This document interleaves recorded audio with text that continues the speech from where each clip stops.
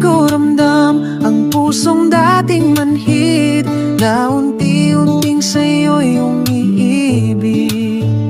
Di ko rin napansin ang sariling damdamin na ngayon'y sa'yo na pala nahuhulog rin. Akala ko'y laro-laro lang, walang seryosohan, pero bakit ngayon gusto na kitang mahalin ng totoo? At kung sakala